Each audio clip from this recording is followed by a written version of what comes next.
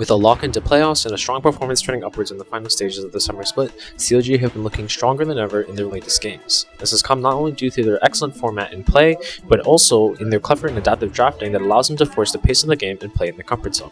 Let's get into the draft. Starting with the first phase bans, CLG banned Lee Sin, Jax, and Yuumi. With the exception of the Yuumi, I'd consider these definitely more technical bans that focus on a specific playstyle that Fly was using to bust out at any moment. Although Lee is not a champion that has any presence in the current metagame, Fly must find a way to alter the pace of the game to this pick, to the point where CLG would simply rather ban it. Jax is also an interesting ban here, and I'm assuming that the resulting Yone ban that Fly responded with is the reason for it.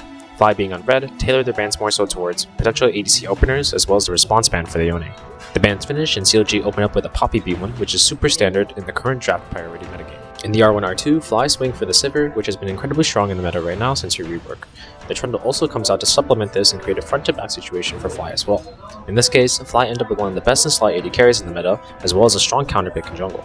In B2-B3, CLG go for the Azir blind, which is one of the most prominent picks in mid, as well as blinding the Gwen here. Although this reveals CLG's entire top side of the first phase, these are all very prominent picks in the current metagame and don't have many inherent weaknesses overall, so there isn't much for CLG to complain about here. In R3, Fly used this slot to lock down the best top lane matchup possible and opt for the Fiora. I would say this definitely does the trick in terms of securing a matchup, but this should also be a signal for both teams in terms of the dynamic of the draft. A very big win con for this draft is based on who comes out on top of this matchup, as both top lane champions have committed to winning side lane essentially. This means that as each team is composing their comp, they have to keep in mind they want to provide as much leverage as possible for top lane. This could mean picking champions that require less resources on that side of the map, or this could mean picking more aggressive champions that allow things like support to be able to impact that side lane. Some of the bans reflect this, with CLG banning out the Ahri, while Fly are focusing their bans on the ADC pool. Fly ban on MF and Lucian, two potential picks that could either cause problems for Sivir or could be strong best in slot picks in case of the Lucian. CLG end up banning Nautilus as well, a roaming pick that gives many more engage options for Fly and create that faster dynamic to help enable the Fiora like I mentioned. R4 comes around and Fly end up going for the Zoe, which is a pick that is both good into the comp that Fly is going for, provides a favorable matchup into the Azir, and also helps create a poke win condition for Fly.